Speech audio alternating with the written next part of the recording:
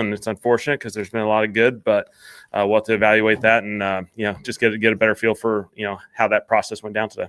What's the precedent that you'd rather set in that situation, whether it be patience or at least for trying somebody else out and sending the message that there's Yeah, we'll just evaluate that as we go. Obviously, it's an important thing. We'll have to evaluate first. Really dig into what happened today, as far as let's communicate at a high level. Let's go through that process, understand how the outcomes occurred, and then we'll obviously evaluate, and there'll be another day to continue to discuss that.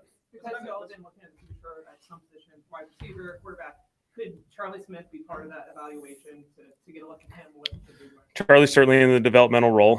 He's done a lot of good as he's gone through this process for a couple of years now in the developmental role, and so again, it's something we'll just have to spend some time and invest some time. And say he's not going to be the answer to all that, and I think it's a process that we have to go through. You guys are looking to Tyler made some moves for that. What's the advantage of going away from Tyler in the red zone? Yeah, just some of the run game stuff. Felt like it. It's a numbers game down there, and you gain a number with Taysom, and red zone's on me. We're not getting it done. So it's as simple as that. We're not scoring touchdowns down there. 0 for 3 today, had a huge impact today, and so we got to find a way to get it done. Like Tyler getting those reps, is there any future thought though, investing in that maybe, and would it be better to go with them than with Taysom in that area? I think always the goal is still to win the football game, and there's plenty of opportunities that obviously Tyler goes through that are hard situations and challenging situations, and there's just plenty of stuff in there that red zone wise, it felt like there would be some good opportunities. Felt like the run game in the +1 situation, there was a lot of evidence to support it would be a positive manner. It didn't come out to our outcome, and so certainly there's more opportunities that we'll have to evaluate Tyler. There's plenty of games that we're going to get to evaluate him in those situations, and that'll be an important part of this process.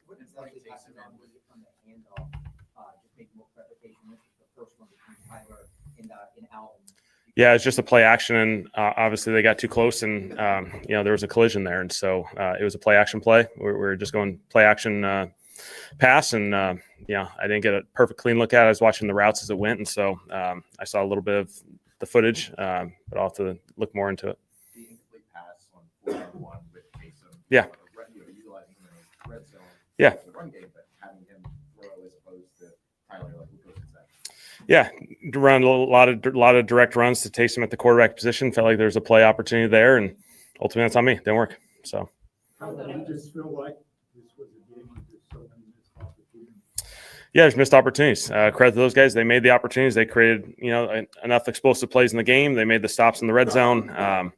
We had our opportunities like a lot of games, and it's just a matter of those small little margins we got to take advantage of them.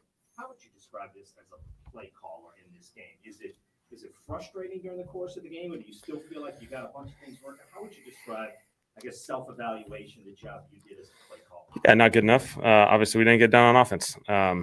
It's choppy. We weren't able to create the flow that we had the previous week against Carolina, and so frustrating. I haven't done a good enough job with this group, and we got to find a way. A lot of the play calls happen in short passing situations. Is that because of Atlanta's pass rush? Certainly, their pass rush has been really productive. They've been a very productive pass rush team. I thought there were some opportunities to get the ball out of our hands. Obviously, as the game progressed, we got into some challenging situations, and they were able to rush the passer in some gnome rushes, and that was a challenge for us. How would you evaluate Tyler just on first look? Yeah, I thought he battled. I thought he, gave us some positive things in there. It wasn't an easy situation in some of those as the game progressed, and we got into the multi-score game. I thought he battled, and certainly I think if you take the emotions out of it and you go watch the film probably tonight and tomorrow, you'll certainly see some positives. Yeah, we'll have to let that go through its process. Obviously, wasn't able to return. We'll have to get the full evaluation tomorrow and get a feel for that. Thank you for listening to my daddy's podcast. Please subscribe to our channel. All I gotta say is, who dat?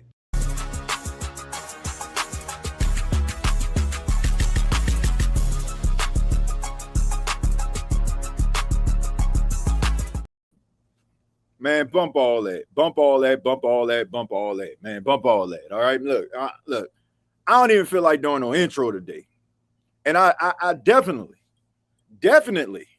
not trying to hear 12 minutes and about 15 seconds of a bunch of excuses from a soft-ass coach in Kellen Moore. Yes, I just said that.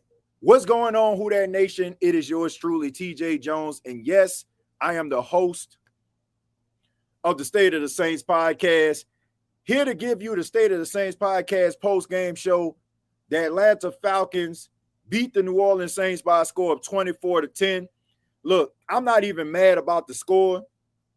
I'm not even mad at the fact that the Falcons beat the Saints today, because in reality, y'all know it and I know it. You may not like the Atlanta Falcons, but you know that the Atlanta Falcons are a better football team than the Saints are right now. That's not a shock that the Atlanta Falcons beat the New Orleans Saints. What's the most shocking thing about all of this is how stagnant, how stale, how pathetic the New Orleans Saints looked after coming off of a bye week.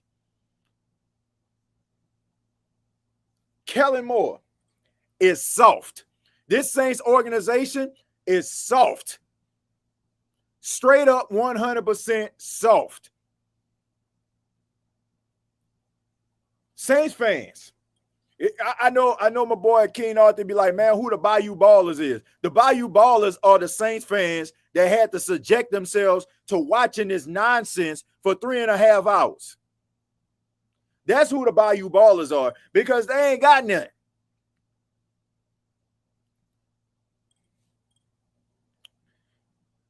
The New Orleans Saints are a pathetic franchise. And they're a pathetic franchise because they keep on doing the same doggone things, the same practices, and they expect for things to change. You got Kellen Moore as your head coach. It's pretty obvious. It's pretty obvious, folks, that this man does not possess the skills, the ability to be able to lead men at this point. This is a guy who, to me, who is way too passive to be a head coach. A guy who seems like he's coaching scared every single week. This is an organization that is so keen on trying to keep people around just for the simple fact that they're good people, that they're willing to jeopardize actual real business to what will drive your organization forward. They're willing to sacrifice that just because they like somebody. Think about this, folks. Blake Grupe has been kicking like ass for weeks. This isn't something that we just found out. It wasn't like, oh man, what happened to Blake Grupe today? We all knew that Blake Grupe has been kicking like ass all year long. And what did the New Orleans Saints do? Kept him around. Why? Why are you keeping him around?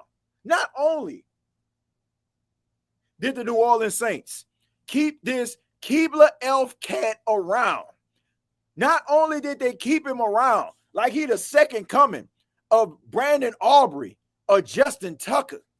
They didn't even bring nobody in to try to scare him or anything. Keep in mind, Garrett Hartley. Everybody knows who Garrett Hartley is, right? Kicked the Saints into the Super Bowl, kept the Saints in the Super Bowl. You would think this dude should have been a made man. Garrett Hartley started shanking field goals. What did Sean Payton do? Start bringing in kickers, having kicker trials. He probably didn't want to cut him, but he wanted him to get the idea. Blake Grupe can go out here. What was the message? I can shank field goals all day and night. They ain't gonna move on away from me. The Saints have nobody to blame but themselves that they could not stay in this game because they decided to hold on to a kicker who has been trashed all year long. Let's go ahead and move on to the offensive line. Cesar Ruiz is a bum. Do you hear me? Cesar Ruiz is a bum. Not as a human being, okay? I don't know him as a human being. Seems like a nice guy, but as an offensive guard in the National Football League, he is a bum. You can send him that. He's a bum as an offensive guard, getting absolutely worked. Don't matter how big, don't matter how tall. Doesn't matter how talented, no matter how minimal the talent, he is still going to get worked because he's not very good. But what do the New Orleans Saints do with mediocre talent? Do they decide to move on from it? No. What do? They award it with contract extensions. Why do they do that? Maybe Cesar Ruiz seen Mickey Loomis in the hallway and gave him a real firm handshake and hellified eye contact and said, hey, man, this is the type of guy that I want on my football team every week. What a bunch of losers, man. Look, I can deal with losing when you're trying to build towards being better at something. But this is the type of team, they don't even think nothing really wrong with what they're doing. They will parade these same cast of characters back out here again next year and try to gaslight Saints fans to believing that they're going to win anything of significance. Get that Keebler elf off our sidelines. Do you hear me? Get that bum up out of here at the offensive guard position and start living up to your true potential. And then also, we got Chosen, who's about to co-host the show, and I'm bring him on in just a second. But I want people to understand this. I like Taysom Hill. We all like Taysom Hill. 35 years old. Ain't nothing better than an angry run from Taysom Hill. Ain't nothing more spectacular than watching Taysom Hill just go out there and make things happen. But why in the hell in 2025 are we relying on a 35-year-old running back who is coming off a devastating knee injury to go out there and he has more carries than your backup running back in Devin Neal? Somebody please explain this to me. Everybody and their mama, their grandma, their great-grandmama, and even their ancestors that's watching from heavens above knew that Taysom Hill was going to get QB power and run up the middle. Everybody knew it. You weren't fooling nobody. And the arrogance of this offensive line, of this team, the arrogance. Your offensive line, man, they couldn't move a crowd with a speech. And y'all think they about to move defensive linemen off the line of scrimmage? They could have the I Have a Dream speech, the Gettysburg Address. They could have, I don't know, man, one of the most emotional speeches you ever heard in your damn life, and they still couldn't move nobody. The fact is, the Saints are laughable at this point. Laughable. And you know the crazy thing about this, folks, the crazy thing about this also, Devin Neal took the majority of the snaps at running back in practice this week. Because you got to look at the injury report. Alvin Kamara was on light practice. And we probably, what that mean? Alvin probably carried the ball twice. So Devin Neal was getting the majority of the snaps. But yet you want to come out here with 35-year-old, God bless him, bad need, Taysom Hill to come out here and be Earl Campbell for you. What a joke. What a joke. And these wide receivers, man, y'all can't even get mad at these boys, man. Y'all can't even get mad at these wide receivers, man. Why? Why are we getting mad at them? We know them boys ain't about to do nothing out there. Devon Vele, he made some plays, but at the end of the day, what do they actually have? But the joke's on some of you Saints fans out there. The joke's on you. See, this is the reason why I understand. Number one, I understand. You're just tired of watching this team wallow in misery and mediocrity, and you're just looking for something to cheer for. But,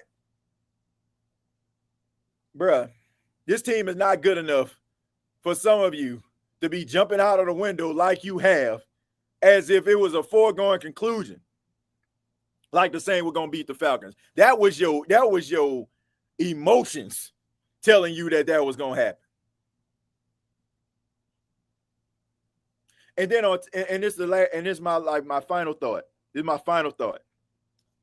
I made a statement on X, on Twitter. I said it's time for the Saints to bring in Justin Tucker.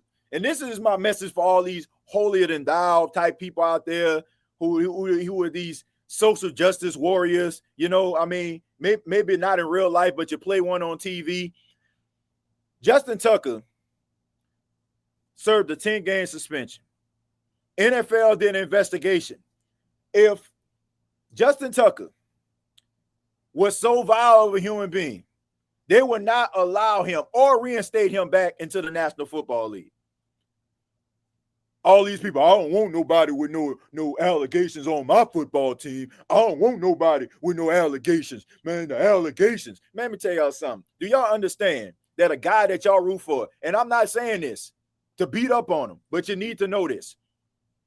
Do you know that a guy that you root for every single week on the defense went to jail for 6 months for sexual misconduct? I'll let you go ahead and do the investigation. But it shows you the hypocrisy of society. Everybody is trying to sit up here acting like they holier than thou, like, oh man, I just got this great moral compass and I'm just beyond everything. Man, knock it off. Knock it off. Justin Tucker got reinstated by the National Football League, and you ain't about to tell me that Justin Tucker wasn't going to make them 2 field goals that Blake Keebler Elf groupie shanked on this day. Now we're going to go ahead and bring in Chosen. Chosen, how you doing, man? Man, it was good, TJ, man. You said a mouthful, bro. Man, look, I'm tired of watching this football team look soft out there on that football field, man. But I'll go ahead and I'll let you have it. What are your thoughts on this game today? I mean, just a piss poor performance with, I mean, just bad stuff, man. But what you got, man? Man, basically, man, you said everything, brother. Like, basically, this team today ain't showed me nothing that they didn't show me all season. This is a 2-8 or 2-9 team for a reason. We losing the way we always been losing. No discipline, no execution, not playing for one another when it matters. Missed opportunities in the red zone. Man, we had multiple times in the red zone. We come back with nothing. 3 points, and then the little points you could get.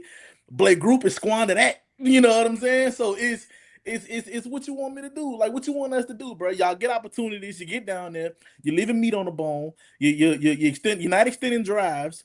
Your defense can't do it all for you. Them boys get tired because they stay on the field. And it's like, bro, and Kellen Moore, like I had said it since week 3, and I think I want to say I was kind of early with it, bro, and I was wanting to be wrong. It's just something about Kellen Moore I just don't see, bro. I'm starting to think, bro, that he just really, it was Nick Sirianni and Saquon and the rest of the staff over in Philly, bro, and he just and Kellen Moore just reaped the benefits of it, bro. I hate to say it, I want to say probably a notch above Pete Carmichael, right there up there with Dennis Allen. I mean, I'm trying to give him the benefit of the doubt, man, because he's a rookie coach. But what about all these other rookie coaches, man? I can't do that, bro. Bro, I can't do it. I can't do it either because I just feel like the dude's soft. And I honestly, I don't want a soft coach. Like, I can understand a coach like not being a rah-rah guy. Like, we've seen that work, right? I mean, everybody not meant to do that. Yeah, everybody not meant to do that. Right. Yeah, like Tony Dungy wasn't a rah-rah coach, man. Right. You know what I'm saying? But he won consistently. You get what I'm saying? Like, you don't have to be a rah-rah coach, but you need to have like some type of competitive edge about you. Maybe it's like a quiet, like confidence about yourself. I don't get that from him, man. I see a guy that's out there seem like he be coaching scared. It seems like he's more in a battle with himself, trying to make the right decision on the sidelines than actually in the game. And then on top of that, man, it's 4th and 1, man. You 2-8. Right. I said that in real time. I was at my dad's house. I said that in real time. 4th and 1, nothing to lose. You're at home. The crowd into it. Show them boys, get a spark. Show them boys that you riding with them. I don't give a damn. What's the result? What's the worst that will happen? Turnover on downs. They score. They gonna do that anyway. And you might as well make them work for it. At this point, I'm looking at every down, TJ, as 4-down territory. From 1st, 2nd, 3rd, and 4th. I don't care. I'm playing like how we play on Madden online. Ain't no punting. You know what I'm saying? Right. I'm going for it. Because TJ, what's the worst that can happen, bro? We're not going nowhere. We got the crowd into it. We moving. We got momentum. Shit, ride with it. You don't know what that conversion on 4th and 1 could do. Even if you don't get it, it's sending the message, man, look, I'm with y'all, ride or die. ride or die. You don't know what type of stuff that don't show up on the stat sheet, the type of mentality. If you play football, the type of mentality that comes along with it, man, you don't understand what that'll do. And I always said Kellen Moore didn't have, he ain't got to be rah-rah, but you got to at least have some type of philosophy, some type of football philosophy these guys could believe in. I feel like you too nice. I feel like you around these guys' ages, and you feel like I'm more one of the fellas than, it's almost like with the saying with the parents, you can't be a child's friend.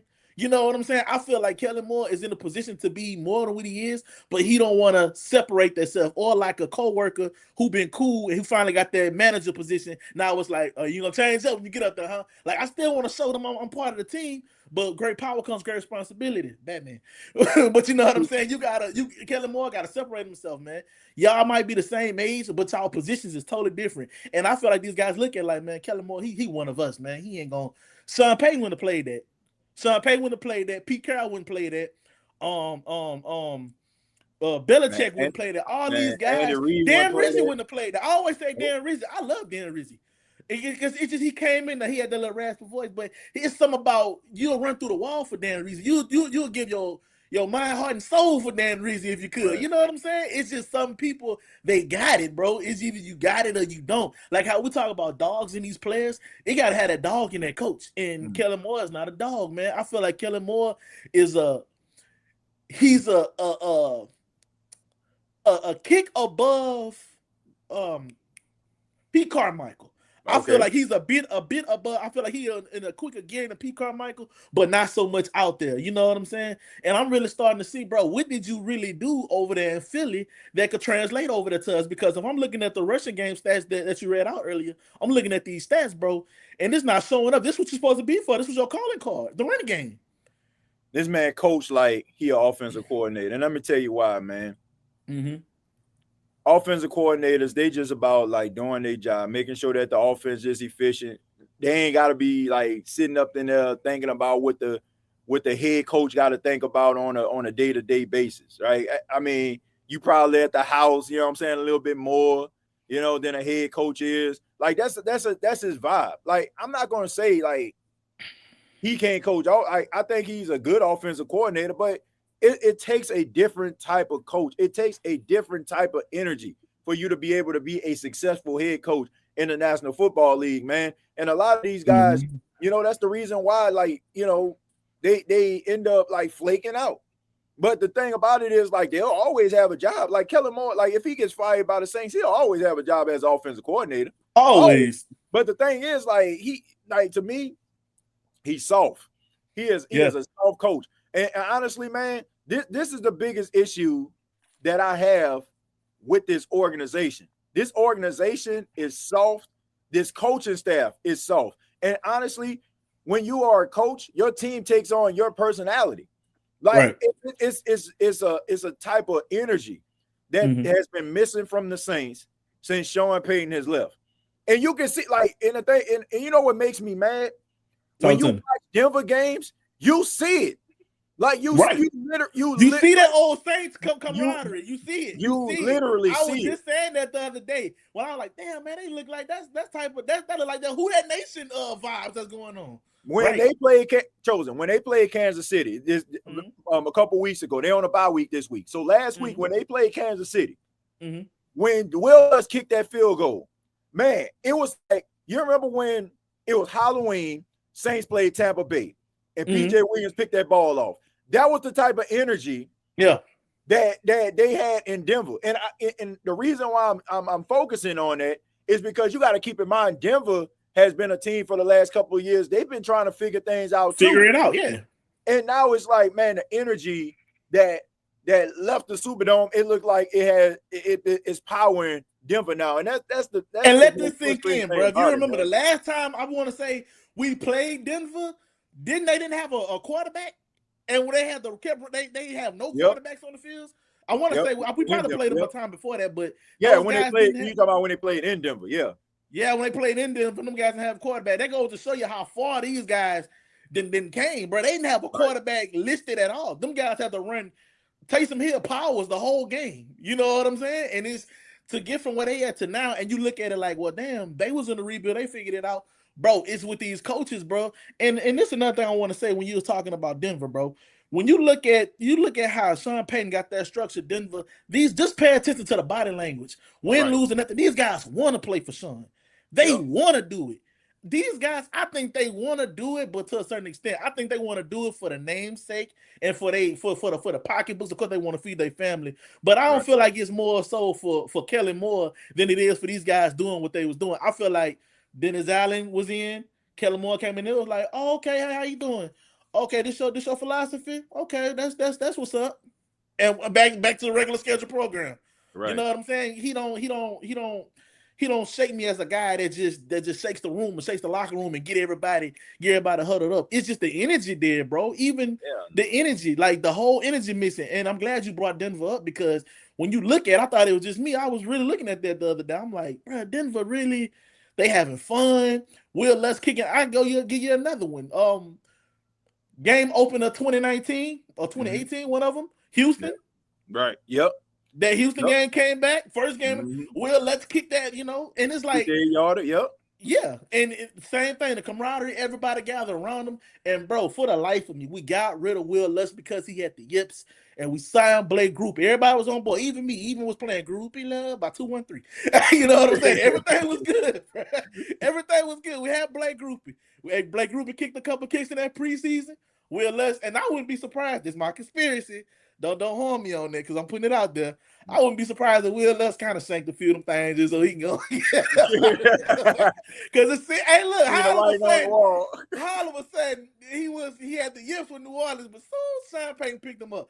I had this man with a special teams player of the year, leading the league in field goals, ain't missed, all honest. Like, damn, Will. You know what I'm saying? Like, this man. I'm happy for him. I'm happy for him. And honestly, that's probably one. Yeah, but Joe, that's probably one of the main reasons why, man, they want to keep him around. And look, I understand. I get it. But here's the thing, bro. The way he kicking, ain't nobody calling him. Ain't nobody calling him. Like, for real. Like, if you feel that comfortable, man, shoot, bro, cut him right now. Now, you get what I'm saying? I promise you, it's 1,000 Blake Groupies. It's 1,000 of them. To do what he doing, he got a kid in college right now probably out kicking Blake. You know what I'm saying? And like, you got to back up for what? What's the worst he could do? Miss? We doing that already. Right, Charlie Smith. Right. See what he got. See what he got. He might get kicked that thing. You know what I'm saying? Look, I don't know if you caught it like during a press conference, because man, I had to cut that nonsense off, man, because he basically. Oh, that was funny. Yeah, you was coming in. You, my boy, ain't even. All I hear is Paxton. Thanks for listening. Nah, get that. Nah, man, for real, man. Like, look, bro, I'm over this, man. Like, bro, they asked him about Charlie Smith. He was like, Charlie Smith, he's in the developmental role. Like, dude, is Blake Groupie in a developmental role? That's what I want to know. Like he's developing, right? Right, for real, dude. Like, come on, man. Like, bro, as bad as this man kicking, you got the nerve to be like, okay, we're gonna keep him on the side. Man, knock it off.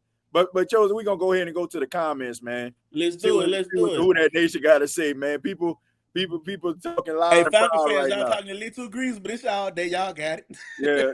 Hey, the Falcons going crazy in the chat, bro. I don't know if you seen it. I like that though. Keep that in. I like that though, because if it's shoes on the other foot, we be talking our ish too. So yeah, exactly. Y'all got it. Exactly. They got their day today, man. Congratulations. They dominated the football game, bro. Defensively. Oh, all phases. Special teams, offense, and defense. Saints look like they know how to play football. You see? Terrible. All right, let's see. Gregory says, TJ, you Saints on the NFC South roundtable yourself. Yeah, I picked them. But I picked them too. Okay, but look, I picked the Saints, but was I jumping out of the window? No. And go back to look at any of my commentary. Matter of fact, go back and look at the podcast when I was with my boy Smitty. We was talking earlier in the week. Shout out to Smitty. I said, man, people talking as if Kirk Cousins is just washed. I said, man, Kirk Cousins has a reputation when it comes to the Saints. Like, this man, he always puts up big numbers against the Saints. That's during the time when he was with the Redskins, when they was the Skins. Yeah. So don't sit this is what I don't like. This is what I don't like. When people be like, oh, you said this. They don't put no context behind it. Don't put no context. I went talking out the window like, man, we about to smoke y'all. We about to roast y'all. 80 to nothing. Like, none of that. Man, I always provide context. So just because I said, oh, man, the Saints going to win a football game, don't make it seem like I was just sitting up here like the Falcons didn't have no chance. I was constantly telling fans, man, don't sleep on Kirk Cousins. Go right, because they had this guy, was it Archangel? One of the guys is in the chat was trying to tell us, if y'all lose to an old Kirk Cousins, y'all say, and I made the comment, I told him, I said, bro, so you mean to tell me Tyler Shuck is better right now than Kirk Cousins? Like, no, Kirk Cousins seen a lot of football, and history shows us Kirk Cousins always ball against the Saints, like you mentioned. He always ball. And that was with Drew Brees. We're talking about down to the last possession, overtime type stuff. You know what I'm saying? So Kirk Cousins has always been that some teams just got your number, bro. Some teams just got your number. I don't care how old he is. And then you mix it in with it's a division game, so you got to throw records out the book. It's so many things. Not making excuses, but I'm just saying, bro, like, I'm helping y'all out. Y'all trying to sleep on Kirk, and the minute y'all find just the little bit of disparity of the man, or a little bit a drop off, y'all want to write the man off. But as soon as he win y'all a game, y'all back praising him. It can't be two ways, bro. Like, the man, I'm pretty sure he got a lot of football behind him that's in front of him. But Kirk Cousins could win you some games, and he damn sure won this game today. And not by himself, but he damn sure showed, why he's still capable of being a backup or suitable to win you some games until your franchise guy get back. So shout out to Kirk, man. Kirk played his tail off, bro. So I'm not no Kirk Cousins slander, bro. The man do what he do for a reason. You know what I'm saying? Kirk's still him. Bro, I also said this. I said I'm more concerned that Kirk Cousins is playing quarterback in this game than I would with Michael Penix. I mean, like, bro, I'm telling, like, man, he fit better. He's not the Kirk Cousins of old. But the fact that people just think that this man was just so slow. The Saints who play zone defense, this man can't pick apart his own defense or find like the open lanes inside of the zone defense is just absolutely insane. Like, bro, I'm just, all I'm saying is, man, I ain't never the reason I picked the Saints to win had nothing to do with Kirk Cousins being a quarterback. It was more so like, I felt like, okay, defensively, the Saints can do like enough in order to try to neutralize the offense of Atlanta. And honestly, they did. They with the offense that wasn't able to like capitalize. They got into the red zone 3 times. Right. You get 2 field goals. You got into the red zone 3 times. Like, I don't know. Come back with 6 points total. Yeah. I don't get it, bro. Like, you leaving meat on the bone. Like, that goes to show you we haven't fixed our red zone woes. We've been struggling with red zone since Sean left. So it's not add another year because we try to blame that on Dennis. Now what you got to look for, because we still having them problems. Y'all are still up front office. Y'all still bringing in these guys, and you're not addressing the issues that's going on. Yes, we can only give them so much time, but come on, man, the season damn near over now. And it's like we still seeing the same things week after week after week. Some things you just can't blame on first time head coach, because if we brought you in for a strength, it's one thing that your weaknesses is on display. But if you're not even competent enough to prove why we brought you here, then what is you doing here, bro? Like, at least show me your strengths. I don't mind you showing your weaknesses because we all got them. But when you don't start showing me your strengths and the reason I brought you here, that's when I got a problem, because what did I go and invest in you for? You got to show me what it was that made me want to bring you here. And I get it. We wouldn't hard on for Kellen Moore anyway. We know who we wanted, but everybody would win. So we just probably got the next best thing that was in the bucket, because we're nobody checking for Kellen Moore. He just became available at the last minute. He wanted to coach. They just won the Super Bowl. He had his name attached to Philly and Nick Sirianni and Saquon Barkley and running that whole offense. So we assumed that some of that was going to come with him, but it looked like he stayed in Philly. You know what I'm saying? So got to be more careful. Yeah, look, I'm gonna read this. Somebody said, TJ, I love your family, but you capping.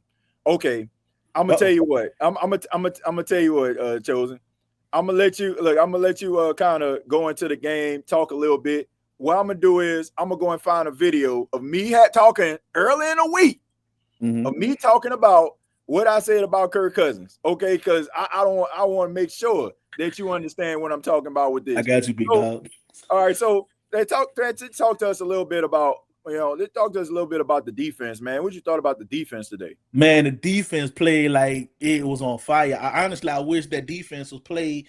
I wish the offense would play with that same passion that the defense had, bro. Because that defense, and anybody know, number 44, bro. That dude, you see when he jumped over Kirk Cousins, bro. The man jumped over Kirk Cousins, came back, chased him down, got the sack. Somebody help me out in the chat. What's his name? Number 44 for the Saints. Who that was on defense that got that sack? I'm looking in the comment section right now. Somebody help me out. Who that was? Number 44. Number 44 for the Saints. Somebody help me out. Isaiah Stallbird, man. Isaiah Stallbird. Isaiah Stallbird? Okay, somebody say Isaiah Stallbird. Yeah, man, yeah. You talking about when I see him throw that ball, when I see him make that jump. Man, that was nice. That was nice. But yeah, Stallbirds. I appreciate y'all. Stallbird's been balling, man. That dude come in making a play. He remind me when Craig Robinson used to come in and make a big play. He remind me like them backups that be on special teams that come in and make a big play. That's what you want out your depth. Every time that man come in, he hungry, he around the ball. Cam Jordan playing like he's still drunk from the fountain of youth. He coming there getting after Kirk Cousins, rushing the defense, getting behind in the backfield. Chase Young, another game consecutively with a sack, adding to what, by his 8th or 9th or 7.5, 8 or something like that on the year. The man balling out. So the defense doing pretty good, man. They doing what they supposed to do. I'm not too happy with the tackling, man. Y'all gotta admit in the chat, the tackling wasn't what's up today. Them balls were slippery. Bijan Robinson was getting loose and was finding them holes.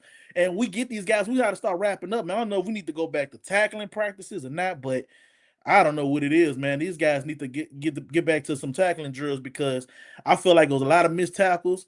A lot of shout out to Demario. Demario did a lot of cleanup work today. I could say that, man. But yeah, the defense played off from the beginning. They played pretty good, man. And that's what you want with a rookie quarterback. This rookie quarterback with in Tyler Shuck, he gonna need some help. We can't rely on Tyler Shuck to just win us games by himself all the time, man. We gotta need a good running game, a good strong defense, and a offense that's sturdy enough to move the chains and to your quarterback figure it out, bro. This is a different league. He gotta adjust. I know he's seen a lot of defenses playing in college, but you know what I'm saying? He gotta adjust too. And we ain't doing him no favors if we getting 3 and outs all the time or if we can't run the ball. So I'm glad that the defense stepped up and helped him out, man. That was pretty good, man. But shout out to them Falcons, bro. I see y'all in the chat talking noise, man. Y'all lucky I can't pull up the chat. I'm just a co-host right now, but y'all just wait. Cause I ain't nice like boss. But yeah, man, let's see what y'all talking about in this chat, man. And so I can pull it up. Let's see what y'all got to say about it. Blake Group and not being able to finish drives was our undoing. Oh yeah. Yeah, like Blake Group definitely left a lot of meat on the bones, bro.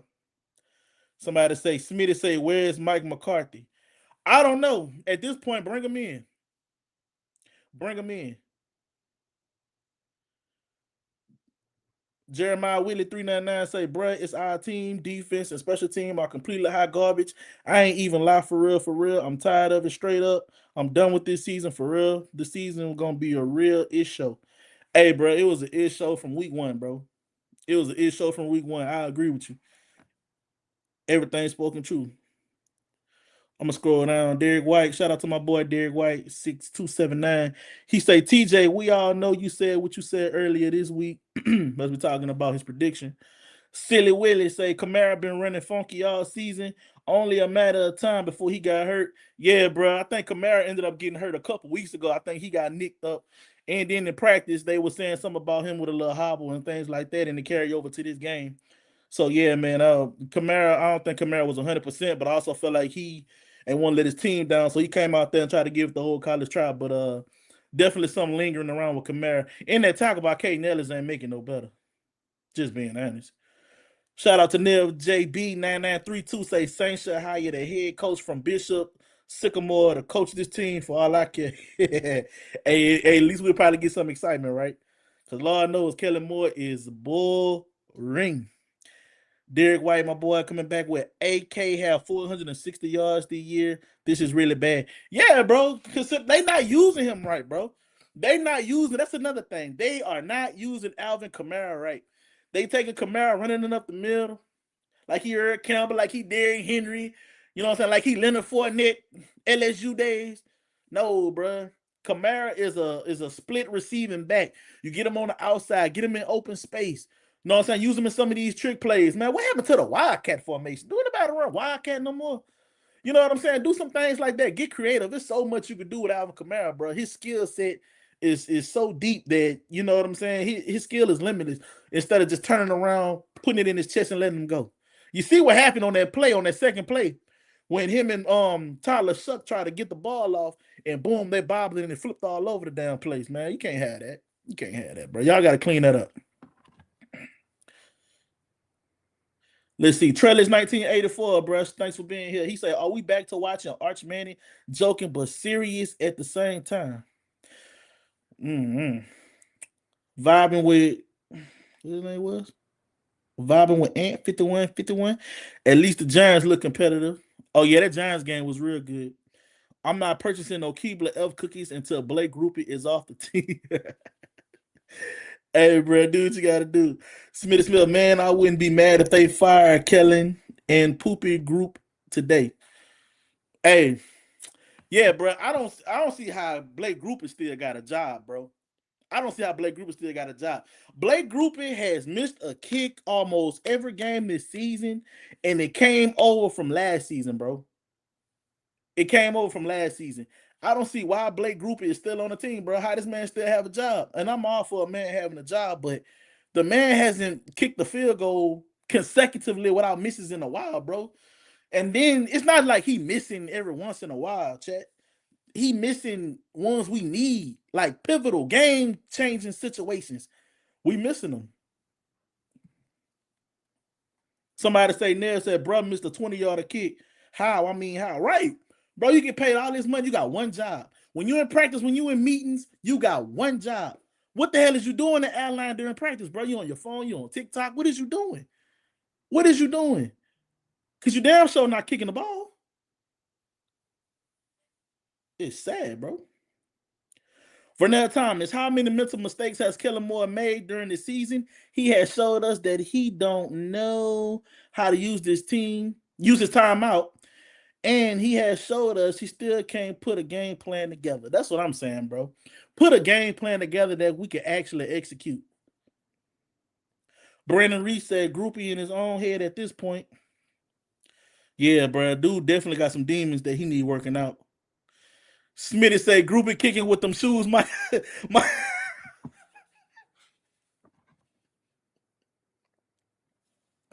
Smitty said Groupie kicking with them shoes. Michael Jackson did the moonwalking. That boy got on them smooth criminal 11s. Oh, man. Oh, man, y'all going in on Groupie. Y'all wild, chat. Y'all wild. Y'all wild.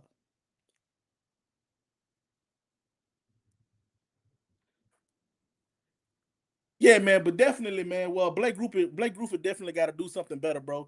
Blake Groupie is not consistent. We need to bring somebody in that could challenge him and that could definitely get this team back running.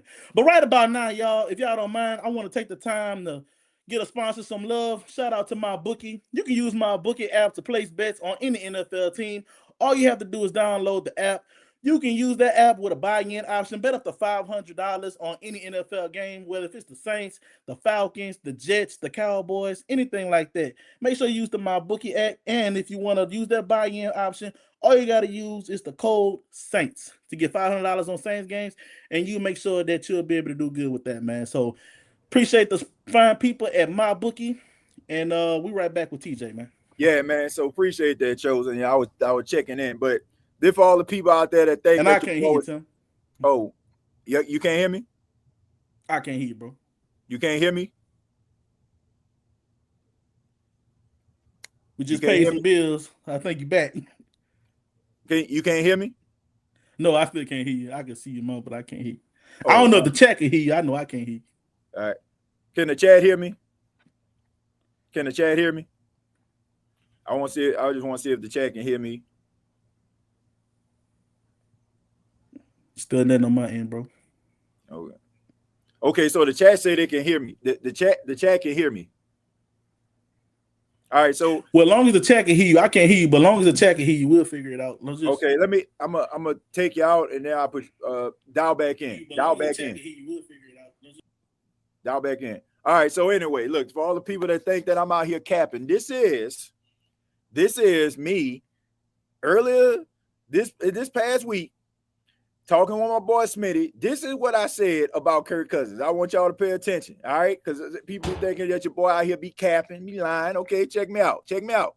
You know, but the New Orleans Saints defensively, when it comes to the run, I mean, they're allowing teams 123 yards per game, and that's just not a good thing. You know, the Saints transition from a 4-3 to a 3-4 defense.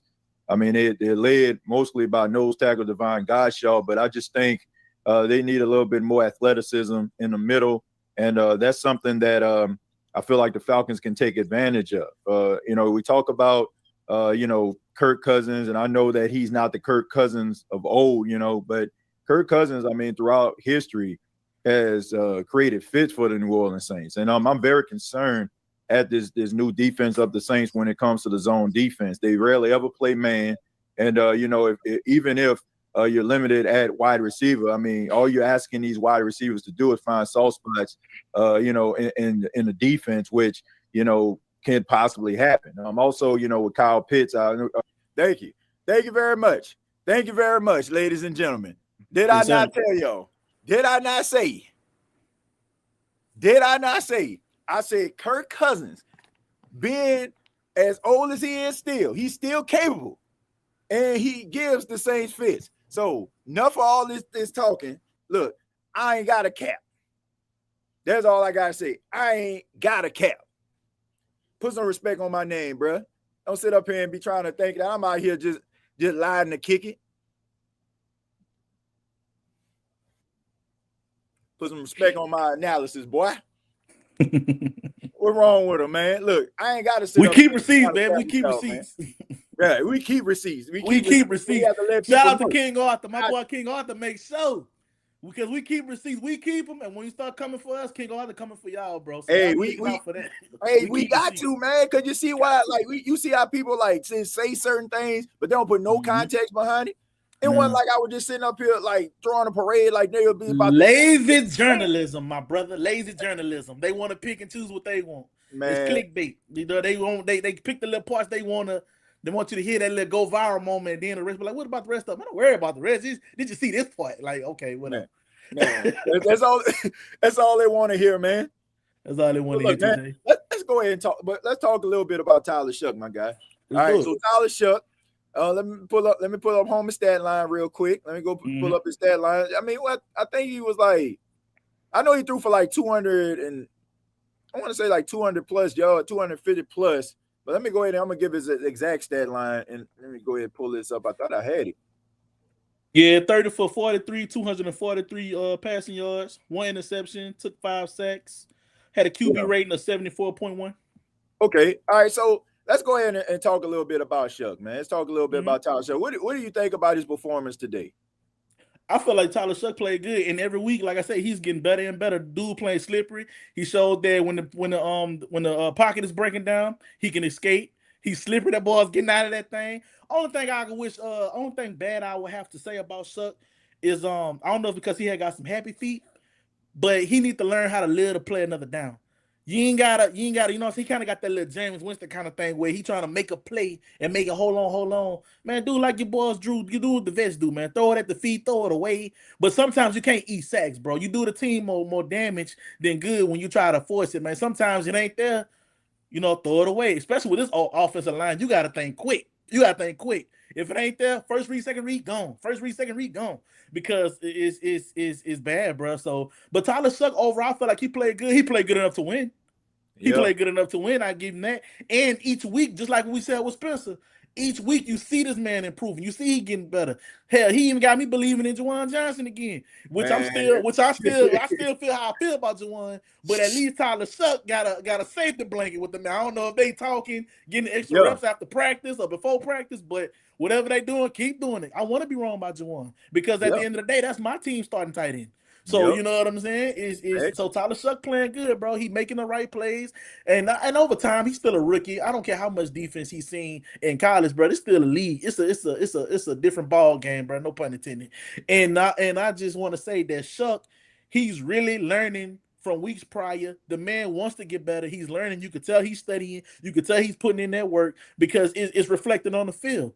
He's not just saying, "Oh, I won the spot. I'm good." They bench Rattler. This man wants to prove something. He got something to prove. The man been in college 7 years. You don't think he hear the whispers? You don't think he hear the 20? I hate when they kept announcing it on TV. 26-year-old rookie. They kept saying that, bro. 26-year-old rookie. 26-year-old rookie. Okay, we get it. He here now. He here now. So it's like he played good enough, man. He played well enough to get this game. He drove down the field. I was really looking forward for that 2-minute drill after the half when he drove that ball down there. I felt he executed that good. But like I say, you get Tyler Chuck some true playmakers. Look what he working with. He got Chris Olave. Like you said, he got Chris Olave in the crew. Yep. Like Chris Olave and the crew. That's it, bro. What's their name? Right. You got Chris that's all he Olave got. and what's their name? That's all. Yeah, that's man. all. Well, he got. but let me ask you though. OG, what you think? How you think Tyler Shuck played today, man? I thought he had a solid performance. I was actually more like, I know this sounds crazy, but I was actually more impressed in this game with his decision making, his abilities than I was in Carolina. Because look, man, this was a Atlanta Falcons team that's second in the league in sacks right now, right? I mean, they were going to get it wasn't a matter if they get pressure, it was a matter of when. Like, I knew they was going to sack him, but my whole thing was like, how would he respond to overcoming adversity? He was climbing the pocket, and look, I can understand why he was out here, holding on to the ball. He was holding on to the ball. He was extending plays. When he was like moving to the left, he was telling receivers to come back to the football. Like there was a couple passes where, he'll just flip the ball off. I think there was like one pass he just flipped it to Jack Stool. He tried to do the same thing to Devin Neal. Devin Neal just didn't turn around. But it was a lot of decisions that I feel like he made in the game. I'm like, you can win with that. Like, you can win with this dude. And, I think that, look, I'm not going to say all Saints fans, but I think a lot of these Saints fans are looking for Drew Brees quality quarterback. Like, that's what they look for. Like, okay, if he ain't doing some of the things that Brees did, like, he ain't do good. You got to look at who this guy is, where he is in his development. And for what I've seen, I think, man, look, I think that Tyler Shuck can be I'm talking about a franchise Pro Bowl caliber quarterback. Like, I really do. Like, I think that you need some pieces. First, you got to fix this offensive line. Get Caesar. Yeah, because he got to stand up right. He can't be on the run. He can't be on the run every play. You're right. Fix that. And then on top of that, bro, you ain't got no running game. Let's take a look at these stats. He led the team in rushing, bro. 7 carries for 22 yards. You need a running game for a young quarterback. The Saints don't have when I made a tweet. I said 10 to nothing feels like 20 to nothing. Because the offense just don't move the football. Look, it's pretty obvious what teams try to do to the Saints. They try to jump on them early. If you get a 2-touchdown lead on the Saints, you got them sweating. And that also takes and eliminates a lot of the things that they do. It eliminates the running game because you don't have to worry about running the football no more, right? And you're asking your rookie quarterback to go out there to throw the ball 40-plus times in order to keep you in the game. And play hero. Yeah. So they don't respect your running game. They don't respect your offensive line enough for them to feel like you're going to hold them back. They're going to pin their ears back, go after your quarterback. I was just about to say, you know what they're going to do? They're going to send the blitz. They're going to speed up that clock, force them to throw an interception, force them to make a mistake. And it's pretty much essentially game over after that, you know? I remember one point, man, we was down by 2 touchdowns, 3 touchdowns. You know, we still in this. Now it's like you said, now it's like, you feel like ain't no lead safe. You know what I'm saying? It's like if you feel like 2 touchdowns, not enough. Or if you feel like a team get 10-0 and this the first quarter, you already like, well, that's game. You know what I'm saying? And it would have been that way if we wouldn't have got the pick 6. Yep. It would have been that way. Actually, it just good place, right time. The football guys was in our favor on that one, but and my God, that first fumble in the beginning, Jesus Christ, what was that, bro? Miscommunication. It was. I felt like it was over after that. I felt like the energy just sunk from that point, and then the pick six picked them back up, and then the Blake grouping happened, and then the 4th and 1 happened. Well, it didn't happen, I should say. And it's just like, bro, mishap after mishap. You cannot make this stuff up. I was driving home when I seen they had the ball on 4th and 1. I'm like, oh yeah, we finna score. I come back. It's saying Atlanta got the ball on their 1st and 1. I was at I was at the store, man, because I mean, you know, man, I'm out here in Jacksonville, man. We know we leaving out tomorrow to head to the Bahamas, and I'm just getting like last minute stuff. So I'm listening to like the beginning of the game. I'm listening to Mike House and Deuce, you know, on the call, you know, as I'm driving or whatever, you know what I'm saying? So the first like few minutes of first quarter, like I heard, like I was like, man, the Saints got 3 and out. I'm like, oh, snap. I'm like, okay, they get the ball. Then all of a sudden, like I'm hearing like, you know, like, okay, man, they got the ball. Then I hear a fumble. And then all of a sudden, you know, they get a defensive stop. And then I'm seeing Mason Tipton getting down to the red zone. Yeah, even Mason Tipton out doing 7 like, something plus okay. yards, I'm like, something like that. I'm like, dude, well, okay, you know what I'm saying? I'm trying to hurry up and get that out. My wife called. You know how I go. You always leave the store, and then your wife called me like, "Oh, did you get this? Did you get this?" Like, man, I gotta go back. I'm trying to hurry up and get back because I'm excited. I'm like, okay, man, these boys might do something to these birds. Might do something. Ain't doing that. Ain't doing that. Then I get excited again, TJ, because I'm back in Falcons territory. 1st and 9 on the go. I'm like, okay, we back down here. Right. We back down here.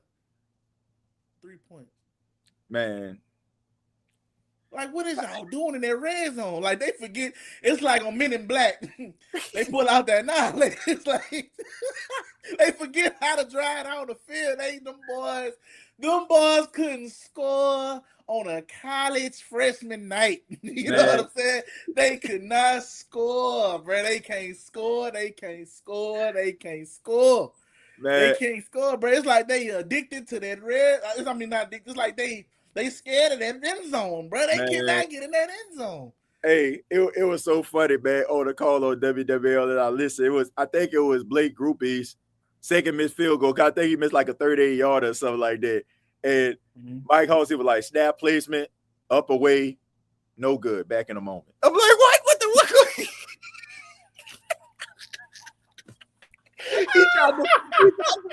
he tried to minimize the missed kick and everything. I'm like, what happened? Right, that's bruh. And like I said while you was gone, I don't know if you caught it, but it's not like Blake just missing chip shots or bro, these are pivotal game changing misses. You realize he hit some of those.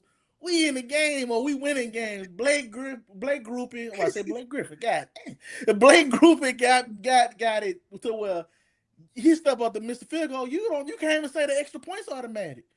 No. When they ran that ball back on that pick six, I'm like, there we go. And then I'm like, hold up. It ain't 7 points yet. You got to see what Blake gonna do. And it looked like that one was a little shaky. You're like, bro, what is going on? And I don't know what it is. That far right, bro. He maybe need to adjust it to the left a little more because that thing always going far right. Man, I'm like, bro, you got Zane Gonzalez. I think he made a 56 and a 54-yard field goal for the Falcons. This man can't can't do 20. Somebody in the chat said he missed a 20-yard. Man, so when Mason Tipton got down there to the red zone, I'm like, okay.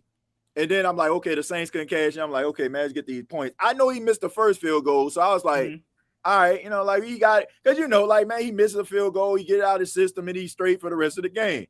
Right. So, like I said, when he got up there, it's like you just heard Mike Hoss on the call. Snap, placement, kick on the way. No good, back in the moment. I'm like, like it's normal. Like he made it back in the moment. No, we gonna address this. Bro, somebody in the chat say, like, come on, man. Like, somebody in the chat say, Blake Group is kicking, he kicking with them shoes Michael Jackson in the moonwalk. I don't know what he kicking in, but he need to kick. Bro, they all Blake Group is bad in this chat, bro. Man, y'all know all week is about to be about Shedeur Sanders. Watch. I mean, look, man, I ain't get a chance to really watch it, but that's another story, though. I mean, Shedeur Sanders. I mean, he won a football game. I think he was like the first Browns rookie to win his first start. I don't know, Since man. 1990 something, huh? It Man, said? was like, yeah, something like that, man. Yeah. So, man, congratulations to that brother. Right. But Like, you surprised though, man. It's like, and we just sitting back like, we knew what he could do. I knew my boy could do. Like, y'all probably shocked, you know what I'm saying? But like I said, that's another story, man. That's we probably at this point of the show anyway. But yeah, that's, I mean, that's, yeah. I mean, you what know more what I'm can you saying? talk about, man? What more can you talk Right. about? Like, I I mean, don't want to talk about this. I'd rather talk about Shador. I'm not mad at the media, bro. Man, I'm not either. Says Gail Benson don't know a damn thing about sports.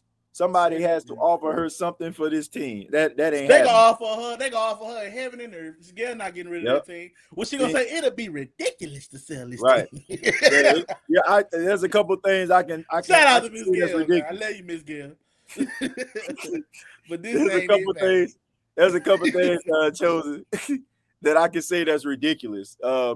Having Blake Rupen on your team after he like under 70% almost and kicking, like that's ridiculous. Not really, fixing his offensive line and giving Cesar Ruiz another deal, like that's ridiculous. Like, I mean, look at your arch nemesis today. Look how they got rid of Young Wei Koo, and they know who Young Wei Koo was. Young Wei Koo was that dude, and they got rid of him. But you still got Blake Grupe out here.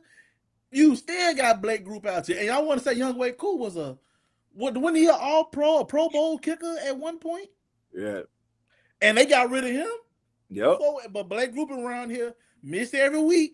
He good. You know what I'm saying? But it's man, all good. I need that type of loyalty and security in my job. Pretty, they love you, boy. But look, I think everybody wish they had that type of security at their job, man. Where you could just F it up.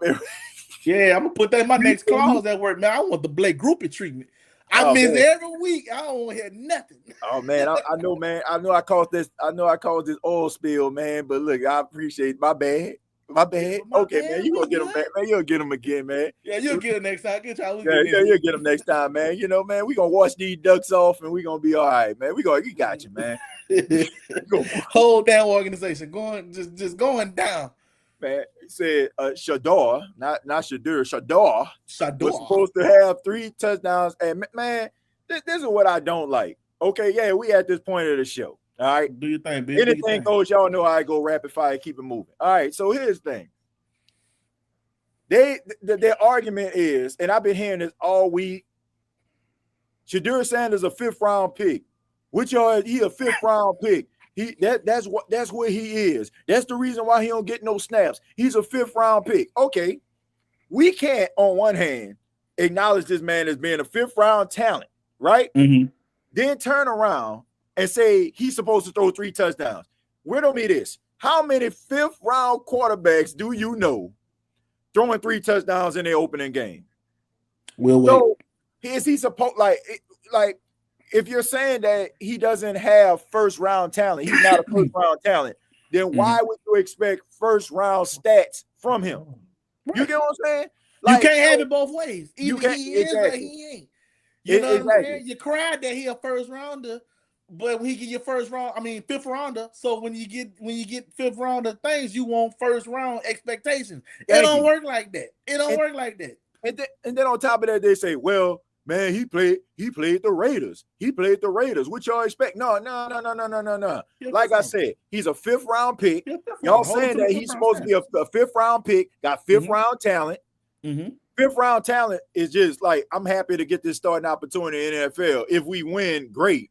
If we lose, then he's a 5th round pick. So you can't sit up here on one hand and say, oh, this dude a 5th round pick, but expect 1st round results from him. And then on top of that, if he a 5th round pick and you saying that he's not good enough to be a starter in the National Football League in the first place, it shouldn't matter who he played. He's exactly, because everything he gives you from that point is lanyard. Yeah, exactly. It's bonus. It's extra. And then on top of that, chose if you're a 5th round pick, if he goes up against any team, don't matter. He's not supposed to be a starting quarterback. Playing with house money, baby. I ain't supposed to be here. Thank you. Like I said, at the end of the day, man, it's like, bro, it's so that's what I mean. So what is y'all really saying? Is y'all really saying if y'all want 1st round results, even though he's a 5th round pick, he's really trying to say the man a first round pick and y'all dropped the ball? Yep. I don't know. I'm just saying. I'm using y'all words against you. I'm taking Man. what you put out there and using it against you. You called them a 5th rounder. You took him in the 5th round, but you want first round production. You don't do that for nobody else. You don't do it for nobody else. I'm not gonna get no boy from high school and put him to the NFL and expect NFL results when he's still in high school. I'm just not gonna do it. Man, they call, and this is right. This is called moving the goalpost. Because shout out to my boy King Arthur, man. Here's the thing. What were you like 4 for 16 or 4? I can't remember what it stat. I think like 4 for 16 last week, threw a pick. Oh man, look at this QBR. Look at this, look at that. Like all these different things they were saying about the young man, right? So this week he goes out there and he puts on a respectable performance. They ran the football really well. Quinshaw and Junkins had 2 touchdowns in the game. They ran the ball well, but there were times where he was extending the ball. He had a screen pass that he threw that ended up turning into a touchdown. There was a big time pass that he threw to Jerry Jeudy, ended up fumbling the football. I watched a little bit of highlights because I was in between Red Zone and the Saints game in between. But all I'm saying is, it's like, damn, you said this dude was a 5th round pick. 5th round picks are supposed to just go out there and just be playing, right? Why should he throw for 300 yards? Y'all told me that he wasn't a first round talent. So if we judging him based on 5th round talent, I mean, it's that line, you know what I'm saying? Exactly. Get him with judge him according to my worth. You sound 5th round, I'm gonna give you 5th round talent. That's just what it is. And if you don't feel like, well, how are you gonna try to hold me for a standard that y'all didn't even set for me? Y'all didn't believe I was a first rounder, but y'all want first round production out of me. Man, get out of here with that, man. Somebody full of ish. That's what all is. Somebody full of ish. And if that's not a contradictive narrative they trying to build, the priest ain't Catholic and the pig ain't pork.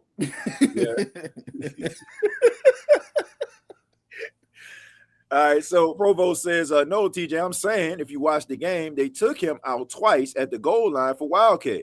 I'm rooting for the brother, rather he on my team. I got you. Okay. All right. I appreciate that. Yeah, for clarity. I appreciate that. But at the end of the day, it all comes down to what's going on? All right. All right. How you doing? All right. So it all comes down to like, man, him performing well, him going out there doing what he needs to do. He improvised, he made plays on the fly. That's all you can ask for, man. Like I said, everybody telling me this man ain't good enough to play in the NFL. So he won a football game today. And that should be, that's good enough. But people just gonna keep on trying to go at this man. Guess I'll be on the NFC South roundtable and take my licks like a man. Hey, you gonna be right there with me, bro. I'm taking mine too. Cause I talk some ish in that town. I'm still coming there like, don't tell me nothing. I don't hit that. But what you expect? It's hate week, is rivalry. It can go either way. We said that.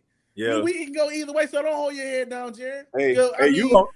You're gonna get a front row seat though, man. You know what I mean? Because you actually gonna be in a hosting seat this week. So you go.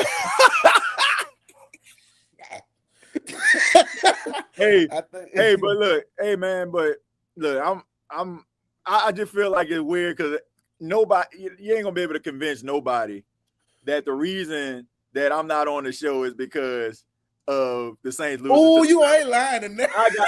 Hey TJ, you can't script this, bro. You can't script this better. I can hear Berto and Clay. Man, what TJ? You had to call one of your partners to come through. We still gonna be accounted for, man. We gonna make a video. We gonna put a video out there. There we go. They ain't gonna be able to unseen circumstances. Right. Y'all can still talk, y'all know it, but I'ma still like that. But you can make this stuff up, man. But it just end up lining itself up that way. Berto said TJ is running. They go Berto. Now, Berto, you know damn well I don't run from nobody, man. I don't run from no smoke. I don't run from no smoke over here. That's my guy, man. I love you, Berto. That's my guy, right? Shout out to Berto and everybody from the NFC South roundtable, man. Tune in weekly on Tuesdays, people 6 o'clock Central, man. Yeah, man. Make sure y'all check it out. It says, man, I know we ain't no wide receivers, but god damn, Kelly could scheme a touchdown just one, bro. That He boy can't Kelly ran quarterback what? power. Oh man, now what, man? Oh my goodness, you ain't lying. I'm like, man, I was at a point. I'm like, man, this dude 3 tush Bro, push. just think about it. Think about this, y'all, and everybody in chat. Think about this. Tyler Shuck was the leading rusher. The lead, and I don't think Shuck not even considered to be. He can scramble when he needs to, but he's not known for that. Man, Bro was the leading rusher, and that's why I go back and look at Kellen Moore because, bro, the run game was supposed to be your calling card. That was supposed to be your the run. When we brought him in, the focus was to repair this offensive line for what? The run, for the run game. You know what I'm saying? Maybe it's because we ain't got Keandre Miller. Maybe it's because of Keandre Miller. You think he probably fit better? Bruh, I don't know. Honestly, I don't know, man. With this offensive line, I don't know who you can put back there. And Cesar Ruiz reminded me of my boy. You gotta put prime Adrian Peterson up in that joint or something, man. Yeah, like bro, somebody that's like, gonna make it happen on their own. Jonathan Taylor or something. Like, I don't know, man. It was just, they just can't run the ball, man. Like Blake Group and Caesar just need to. They that's two people for sure. This offseason need to. Oh Jesus Christ! I'm almost starting to miss my boy Slip and Slide Clyde, man. I forget his name. What is Andrews. Andrews. I'm starting to miss old Andrews, man. I'm starting to miss old Andrews, bro. Hey, look, at least Andrews gonna help y'all in that running game, man. Exactly. He gonna give you that. He might not be worth the damn of that pass protection, but he gonna maul. He gonna maul for you in that running game. But bro, Cesar Ruiz, oh my God, when I seen him block that pass. When I seen him block that pass. I mean, that man would look. They need to fix the interior of this offensive line, man. I mean, I think you got your anchors at the left and right tackle, like Calvin Banks. Oh yeah, certified. Straight there. Like LSA, I think you straight there. Eric McCoy, he get those injuries under control, man. You straight there. But these guards, he the man in the center.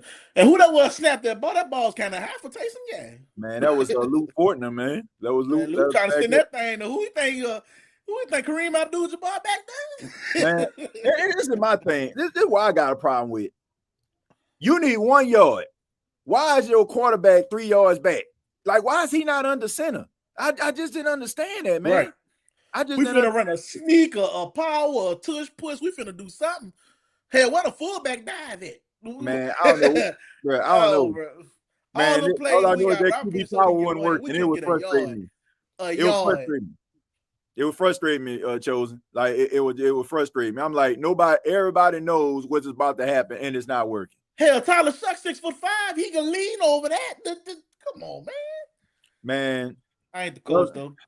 Bro, it was just terrible. We're gonna take a few more and then we're gonna go ahead and get up out of here, man. Yes, sir.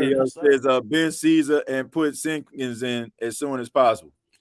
They're not gonna do that, man. They're not gonna do that. They're gonna ride this Cesar Ruiz experience till the wheels fall off. But all I know the wheels off now. We scraping the Barons at this point. Man, chunk up them deuces, man, for this dude. This dude, man, that man is horrible. The last few games McCoy played, he was getting bullied. He hurt. I ain't really see too much of that.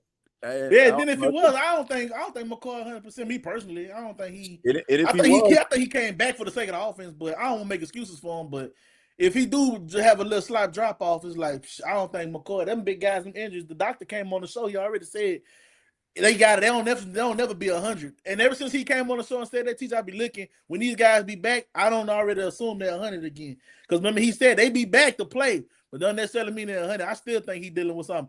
I feel like Alvin Kamara coming to this game weeks before. I think Alvin been nicked up for a little while. He just ain't showed up on the report as it. But like you say, man, them guys out there, if you're out there, you're gonna play because the team fans ain't gonna matter. Like Shannon Sharp used to say, all they see is the back of that jersey. They don't care what's on there. If you out there, you gotta perform. So you're right, brother. You're right, brother. Man. I mean, it's man, they got to fix this offensive line. They got to put some playmakers out here, and the running game has got to improve. Like, and I hope they get it right, TJ, because I'm tired of drafting offensive linemen in the first round, bro. Not saying I know it's an important need, but I get so it's like all the stuff we pass up in the beginning off of old line that just don't work out. They might do it work out, but we miss on them, bro. Like I'm so sick of getting the offensive linemen in the first round. Man, I'm tired of it, bro. We might do it again, dude. Cause like, I'm tired of it.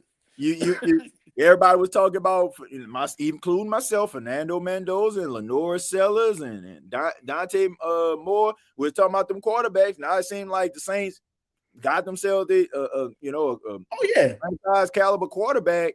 and I always said short workout. I said this when Rattler worked. I said when Rattler was quarterback. If we found who we need for quarterback, if they work out, and we just need pieces, I say go wide receiver, running back, tight end, and then address the defense. I feel like our defense can hold it down good enough to where we get these more needed. I feel like we need. I know we need everything, but I feel like we more need the playmakers on offense than defense, because I feel like the defense can hold up while the offense figure it out.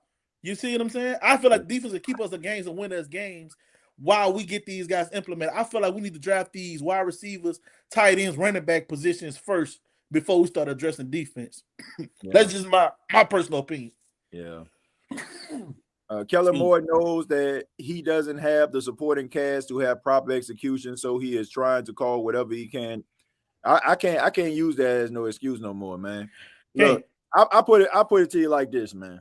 All right, so you go out to the blacktop. All right, me, you know what I'm saying, a couple more guys. We about to, you know what I'm saying, run this whole court thing. I'm good at rebounding, right? Okay. You good. You got a good 20-foot jumper. Other dude, you know what I'm saying, he can shoot from beyond the arc. The other guy, he just fast. You know what I'm saying? Like, he can move from left to right. Then you got another guy that can do some of everything. Who are you going to focus on? The dude that can do some of everything first. That's going to be your focal point, right? Right. And what other guys do, you're going to utilize their strength in order for you to create the biggest advantage that you possibly can. Kellen Moore, what he's doing is, okay, you can't just sit up here and say, oh, I ain't got it, right? If you know Chris Olave is your number one guy, he's the fastest guy on your team. Let him be your down the field threat. Let him, you know what I'm saying, also work the flat. You got Devon Vele, 6'5", 220-pound wide receiver. Why are you not using him in the red zone? Short yardage, third down situations, right?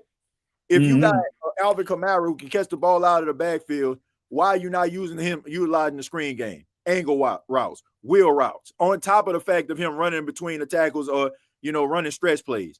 He's not utilizing these guys to their strengths. They just started doing screen passes 2 weeks ago. 2 weeks ago, right? Yeah. So and look what happened. We get away from the stuff that works. Yeah, I mean, look, everything like they are not being utilized effectively offensively. That's Nobody just what it is. It's like, okay, this is what Taysom can do well. Okay, let's do the QB power again. Like, man, I like, are you trying? Like, my question is, are they trying to lose? Are they trying to lose? That's At all this point, you gotta ask, bro. It's like everybody knows. I was telling my pops that. I said, Pops takes Hilfer around because he don't too much keep up with. He a college dude. You don't too much keep up with him. I said, Pops takes Hilfer around that ball.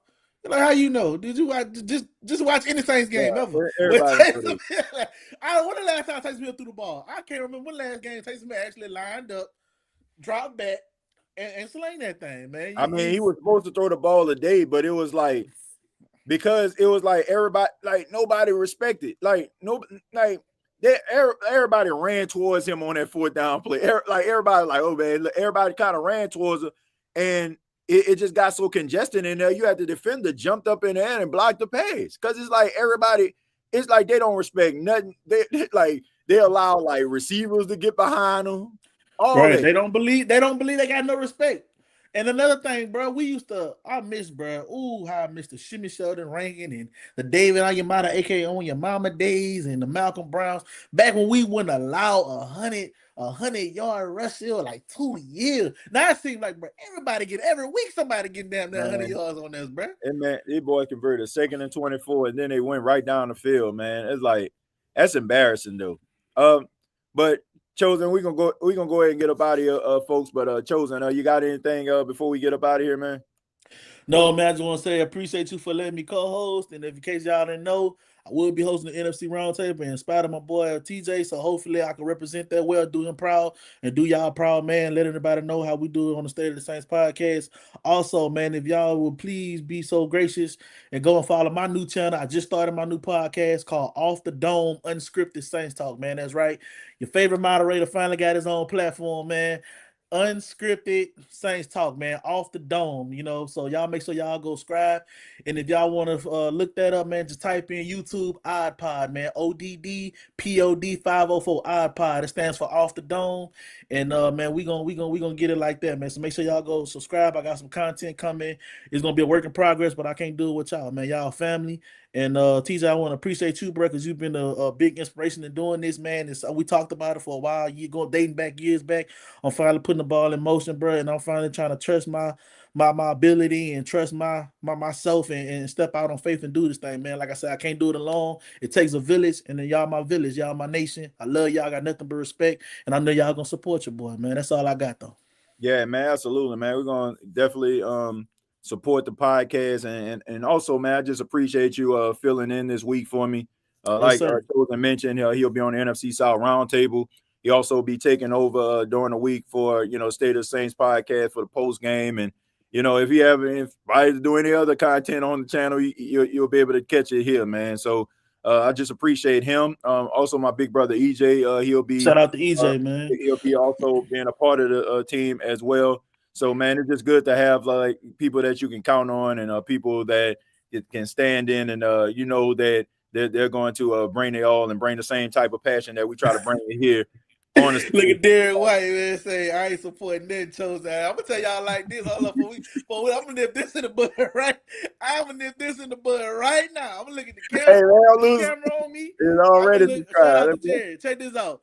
Like, yeah, TJ be nice. Look, I ain't nice like boss. But nah, man, it's gonna be a good time, man. I don't want y'all to feel like, you know what I'm saying? We're gonna bring a different energy, man. I'm not gonna try to sound like TJ. I'm not gonna bite his style. I'm gonna be me. I'm gonna do what make y'all love y'all, man. Cause TJ wouldn't want that, man. So we're gonna be good, man. We're gonna keep it high. We still gonna be family friendly, man. And this is gonna be my own little flavor, my own little twist, man. But y'all, let's see y'all stay tuned in, man. And like I said, I appreciate y'all. I love y'all for opportunity. Bless, man. I'm glad to be y'all favorite moderator. You know what I'm saying? And Rinse Game, man. Shout out to Rinse Game, man. Y'all know what it is, man. Yeah, man. Make sure you check it out, man. You already got people in the chat right now saying they subscribe to your channel, man. So just appreciate it. Like I said, man, just be on the lookout for the content this week. Also, unscripted, my boy Chosen. Make sure y'all subscribe to his channel, man. Make sure y'all subscribe. Yes, sir. Off the dome, unscripted, man. We gonna do it, man. Off the dome. You know make sure. I know it's catchy. It's gonna ring onto y'all. It's gonna click. It's gonna click. Hey, man, you found one, man. You found it, like for real. Like you found it. You definitely found a good, catchy, title for it, and that's where it really started, man. Because that's where a lot of people like you coming up with the right name, and also, man, because the name is going to attract people, but the content, I guarantee, you gonna keep them there, man. So yes, sir. Always, I love that, bro. I love that. Yeah, so make sure that y'all also subscribe to this channel, State of the Saints. Also follow me on X at TJAYJones8. Look, man, the Saints lose 24-10. This moves them to 2-9. But look, man, we already know what it is. Rebuilding year. But we ain't wanting to look like this, man, especially not against the bitter rivals. So I don't know, man. Kellen Moore, look, there's a few things Saints fans can't understand, but there's one thing they will never understand. If he go out here and get swept by the Falcons, man, my goodness. Just he can just pack his bags, bro, and I'll help him, like, respectfully. Yep. Like, he can stay in Atlanta. You know what I'm saying? Man. Don't get on the plane, the bus. Kellen, we will UPS your ish, or Amazon a flight your stuff. You can. Bro, I don't know if he it's gonna be bad, bro. If they get swept by the Falcons, I don't know, bro, because that's been swept by the Falcons in how long? Darren Rizzi beat him. You know what I'm saying? Rizzi beat him. DA beat him. Oh, Sneaky Pete. Yeah, man, Sneaky Pete beat him. Yeah, because then he coach the game?